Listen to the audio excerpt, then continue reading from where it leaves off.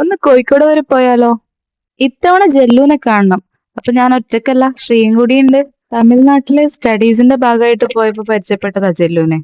വീണ്ടും ഒരു വർഷത്തിന് ശേഷം കാണാൻ പോകുന്നതിന്റെ എക്സൈറ്റ്മെന്റിലാണ്. അങ്ങനെ നമ്മൾ കോഴിക്കോട് റെയിൽവേ സ്റ്റേഷനിലെത്തി ജല്ലുവിനെ കണ്ടുപിടിച്ച് നേരെ നെഹദി മന്തിയിലേക്ക് വിട്ട്. ഇവിടത്തെ മന്തി കഴിക്കണം എന്ന് ആരോ സജസ്റ്റ് ചെയ്തിന്. ഞങ്ങൾ പോയപ്പോ ഏകദേശം അതിന്റെ ക്ലോസിംഗ് ടൈം ആയിരുന്നു. എന്നാലും നമുക്ക് വേണ്ടിട്ട് അവര് വെയിറ്റ് ചെയ്ത്. ഇവിടെ നേരെ ബീച്ചിലേക്ക്. സത്യം പറയാലോ, രാത്രി 1 മണി 2 മണിക്ക് വരെ ആൾക്കാരുടെ ബഹളാണ് അവിടെ. പക്ഷെ അത്ര തന്നെ സമാധാനവും ഉണ്ട്. രാവിലെ വരെ ഫുൾ ഓൺ ആയിരിക്കുന്ന ഒരു സ്ഥലം ഞാനിതുവരെ എക്സ്പീരിയൻസ് ചെയ്തിട്ടില്ല. വെർച്വൽ റിയാലിറ്റി എക്സ്പീരിയൻസ് ചെയ്യണം എന്ന് പറഞ്ഞിട്ട് ഒരാള് കാവടി തുള്ളി പോയതാ. പക്ഷെ അവസ്ഥ ഉണ്ടോ, നമ്മളും എൻജോയ് ചെയ്തു. പക്ഷെ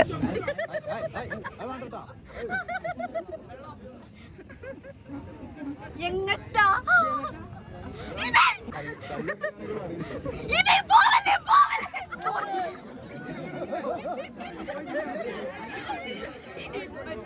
അതുവരെ എല്ലാം ശരിയായിരുന്നു. പക്ഷെ റൂം എടുത്തിട്ടില്ല. ഇന്ന് രാത്രി എവിടെ തങ്ങും എന്നുള്ള കൺഫ്യൂഷനിലായിരുന്നു.